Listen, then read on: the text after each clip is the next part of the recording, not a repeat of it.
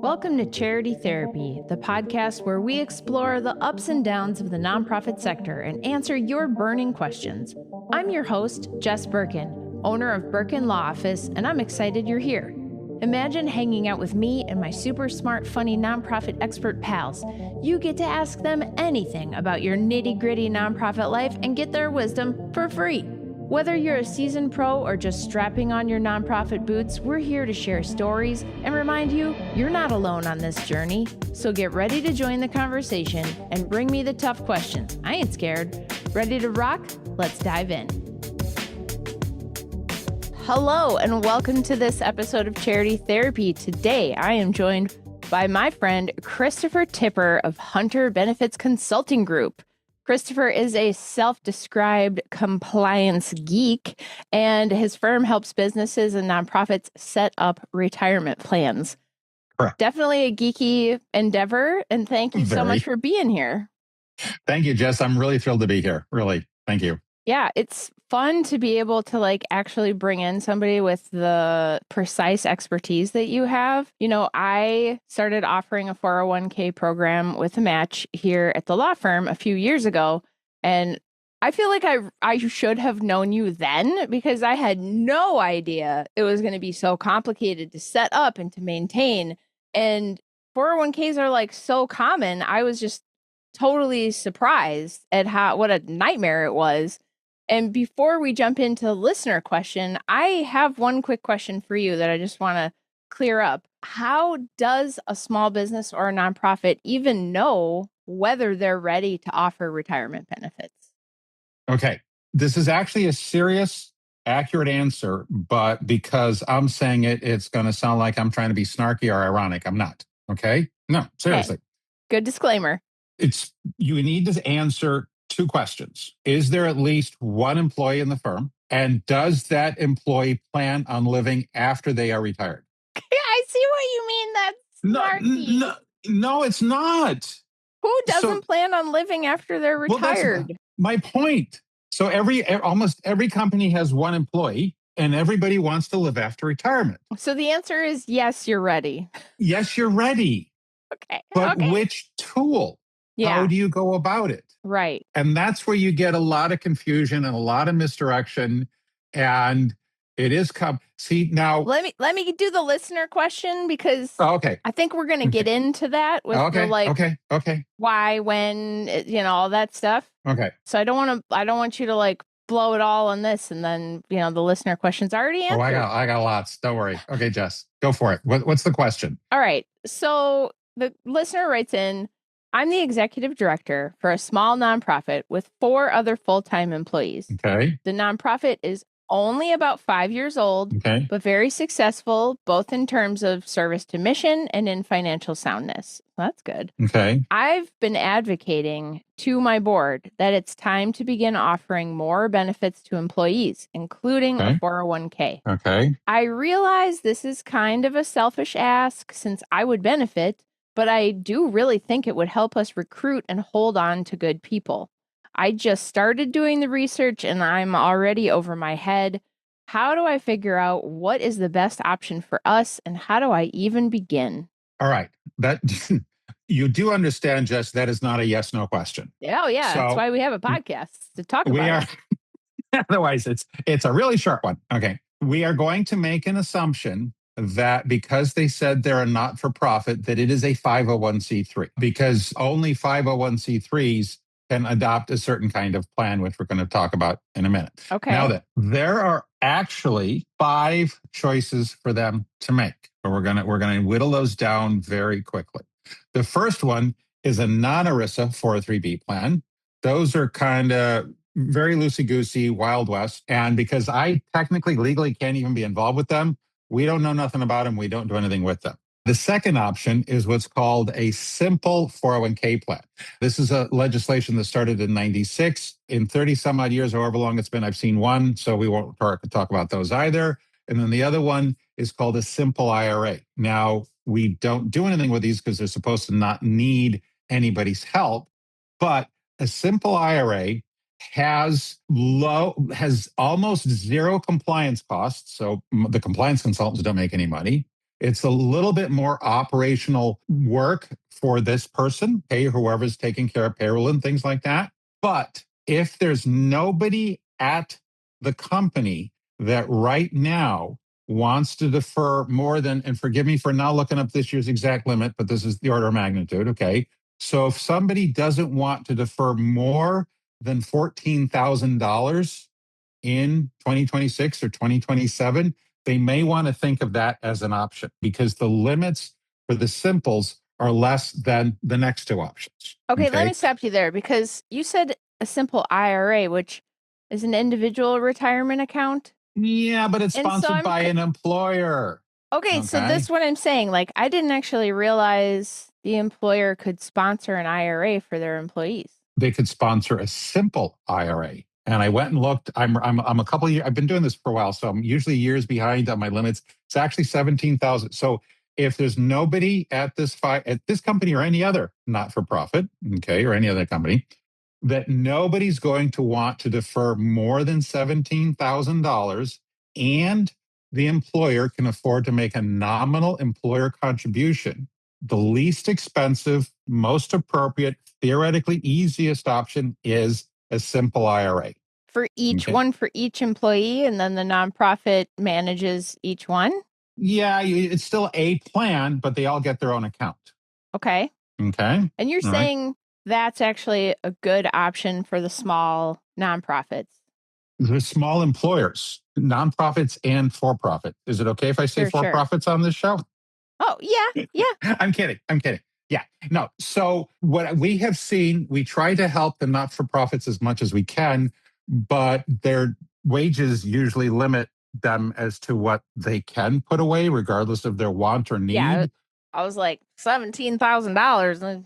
Probably not going to be a problem for this small nonprofit with 5 people. Right, right. So then the next thing, what's after that? So if they have somebody who's in a situation, even if it's one employee, if they have a situation where at least one employee's in a position where they can and want to and need to defer more than that, they can. Then what you're going to look at is a 403B plan or a 401k plan. Now I know the question, I believe the question was originally asking about a 401k plan, right? So because Yeah. they're assuming to be a 501c3, they get two choices. Now, for many, many purposes, and we're going to leave like 99% of this not in the conversation. For most people, for most situations, a 401k plan and a 403b plan is very similar with one exception. And that's something because in my world, we have a lot of definitions and we have a lot of different limits that we have to pay attention to. And one of them is the IRS definition of highly compensated employee. Now, this is an IRS imposed limit,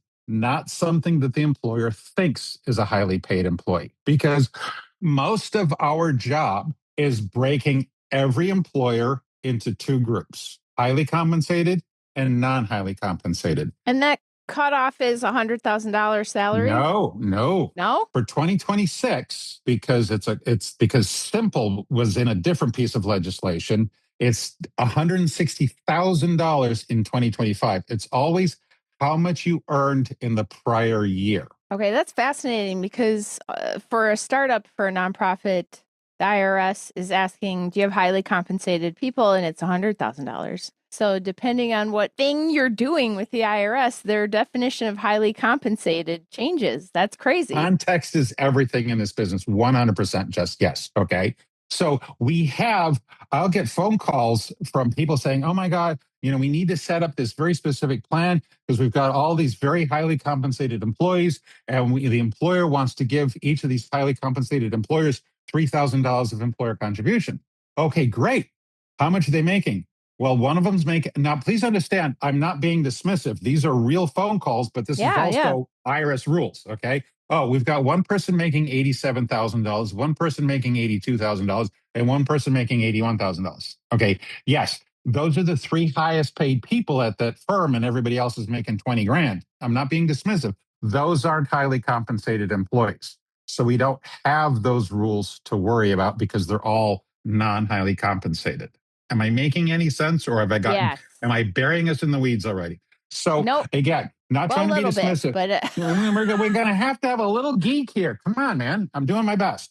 So what the not-for-profit needs to think about is what's the IRS's definition of highly compensated for retirement plans. Yeah. Now then, if so we've got a lot of decision trees, but they're all simple yes no questions. If they have nobody making over 160, you're going to be okay with a 401k plan because you have some more vendor choice and some more awareness of it as a benefit. It has more cachet, okay? It has Sure. more street cred just because people know more about it.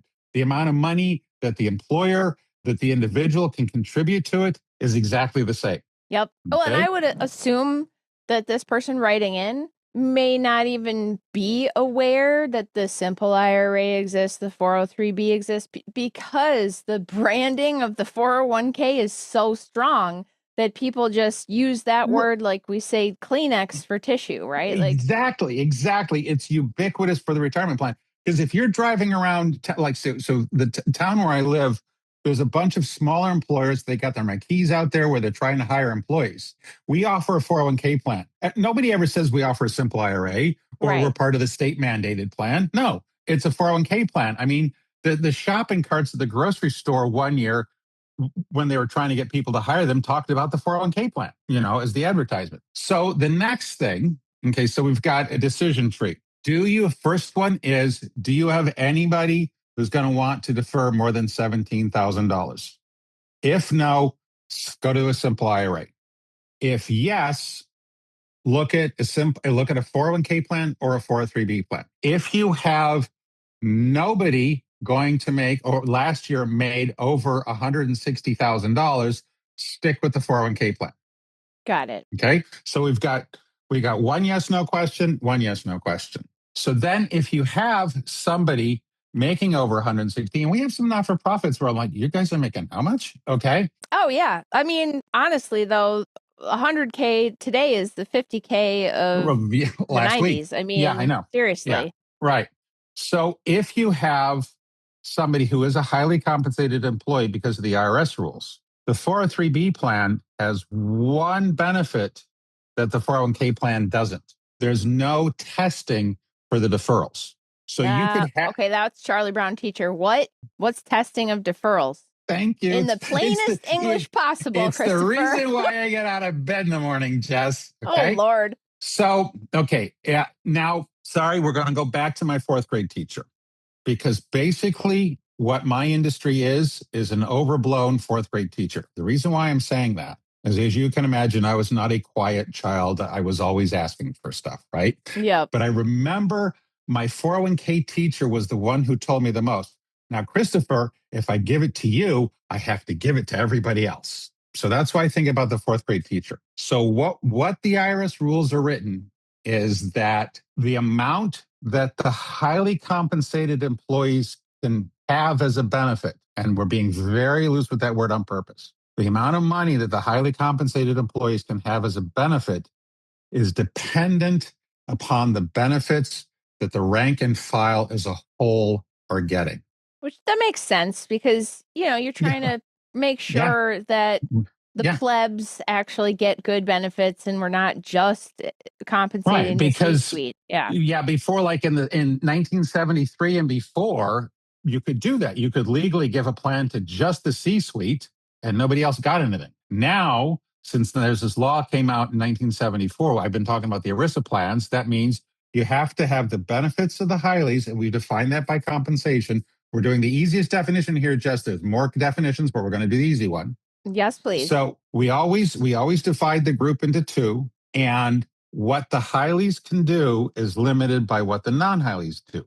So what I said before, unfortunately skipping a couple of logic steps there, was that if you have a 403b plan, if you have an employee, maybe a different executive director who made $200,000 last year, and they deferred $25,000 this year, that turns into a percentage of the compensation. But we don't care about that. We don't care what everybody else deferred because we don't have to pass that test because we don't have to pay attention to it. Okay. So if you have a not-for-profit with well-paid people that doesn't want to make an employer contribution, they want to go to a 403B plan. Okay. Okay. This is we're it might be a little bit complicated, but these are the questions that people get to think about. But so that's why you got your podcast, right? So, can you circle back to the Yes. piece where you were like, I'm assuming they're 501c3 because they didn't tell us. And I think that's a pretty safe assumption to assume they're a Yes. public charity, 501c3. Right. What would, without going totally down the rabbit trail, what does that, if they were a 501c6 trade association or a C4 or some, C7 recreational group or something, does that change things? Yes, they can't have a 403B plan. We would have to look to see if they would have I don't know the answer off the top of my head for all those other code sections. That's why I said I'm assuming Yeah. 501c3 because I know that one. Okay. We would have to look to see if they had a 457 or 401A, which are other just different flavors of the same ice cream. Okay. And then, or do they have, or can they have a 401k plan? But if they're not a 501c3, they can't have a 403b plan, which is the ubiquitous plan for not-for-profits. Okay, Okay. interesting. So it's just some sort of like a special. The Yeah. 403B is just like special for public charities. Who knows why we do it that way, but we do. And we haven't even started to talk about cash balance plans, which I won't say anymore. So Oh my yeah, I mean, gosh, we can no. get, yeah, that's a 45-minute podcast. So we won't go there. But just very quickly, not for profits can sponsor pension plans like a cash balance plan. I'm just simply saying they can. It would be the next level after a 401k plan. I'm just saying they can, but we won't go into any more detail. Okay. So realistically, what should a nonprofit sort of expect or budget for the cost of the plan? I mean, I think the obvious thing is any employer match, right? Like, obviously, you're going to pay that. But as far as just administration, the fees for getting it set up, whatever, what do you think would be a realistic number to budget for? And does it depend on how many people? Like, 100%. Yes. Like I said, the simples are the simple plan, the simple IRAs. They don't have a compliance fee, but they have a budget. They need to budget 3% of wages as possible employer contributions.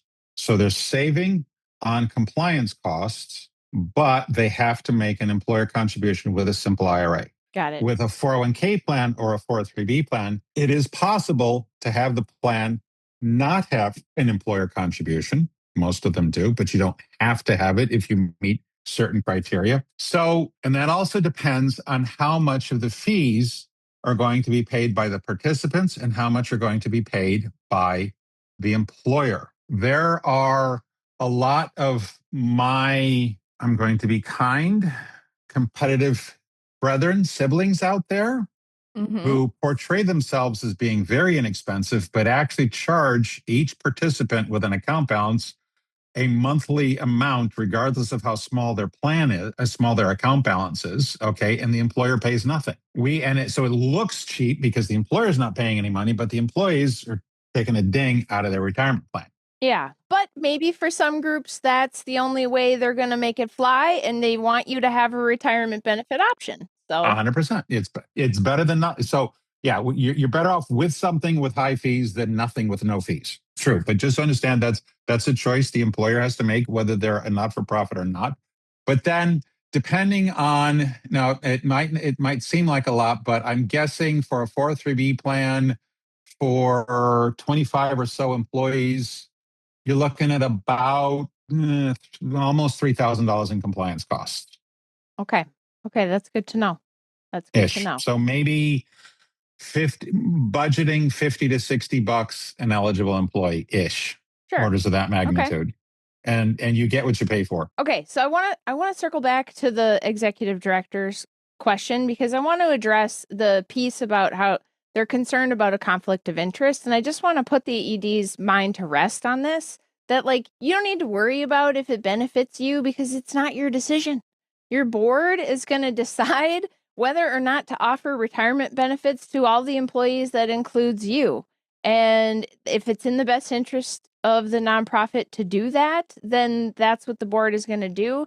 And you don't need to worry about any perception of a conflict or you being selfish. So I just want to put their mind at ease with that. 100%, Jess, because I'm glad you went back to that because I wasn't going to bring it up unless you did, because I'm trying to address the initial question instead of the secondary one. That person has either badly Googled or been given bad advice or bad direction, because that's not a thing. Well, I think Okay. it's just a typical sort of like a lot of my clients that care about doing it right. And in my experience, a lot of nonprofits that care about doing it right Right. are sometimes overly concerned about the appearance of conflicts of interest. And I'll take it. I'll take that all day, every day over somebody who just flies by the seat of their pants and does not care. So it's okay. It's okay. Well, let Right. me kind of do a summary of what I think are a couple of the really meaty takeaways here. See how good a job I So, did. yeah. So, first of all, number one, when you're thinking about retirement benefits, do not assume that the 401k is your only option. There are other options. If you're a public charity, there's a special option. There may be other options for other types of nonprofit entities. And don't forget to ask about employer sponsored simple IRAs because it could be a lot easier. And since brokers don't make money on the IRA, they're not going to tell you about it. The advisors do. I don't.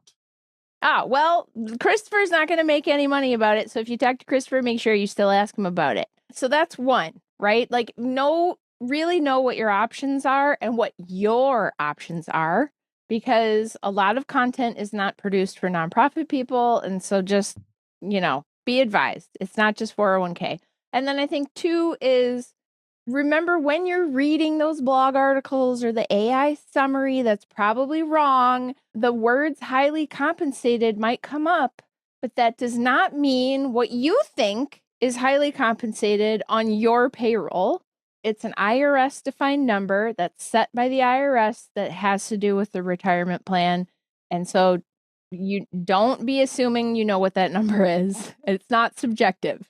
And then I think really the biggest takeaway for me here is if you listen to this and you're thinking about retirement benefits for your organization and you're like, okay, but it's still clear as mud, you need to call someone because this is a very facts and circumstances decision that you really need somebody to go through the if this, then that, then yes, do you want to? Okay. And get to a place where you are making a good decision that's informed.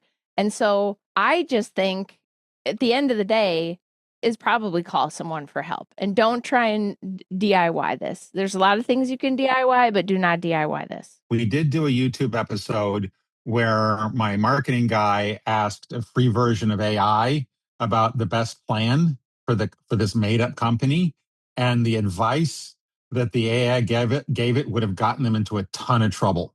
It was Yes. it was one third really bad, one third yeah, and one third okay, but the really bad was really bad. So Yeah. don't Yes. don't AI this. And I think that's a very valid point, and that should be on the takeaways list because seriously, y'all, the AI summary is wrong. The AI is wrong. I use AI every day, and I was just telling Megan earlier today, man, the AI is wrong every day this week. So be warned, you talk to a human who has done this and does this for their job, just like you would hire me to be your lawyer when it matters. Your retirement benefits matter. Get somebody on the phone. Christopher, thank you so much for being here, for sharing your knowledge with everyone. If folks want to find you, learn more from you, where can they find you online? The best place is our website, hunterbenefits.com. And if they'd like to ask a question that they don't want to post on the YouTube channel, which you're going to have a link for, it's sales@hunterbenefits.com is the best way to get in touch with us that way. Perfect. Thank you. Folks, if you enjoyed this episode, please do me a huge favor. Share it with a friend, rate, review, subscribe in your podcast app. It really does help people find the show. If you have a question or a story to share, we'd love to hear from you. Send me a note online at charitytherapy.show. And as always, thanks for listening.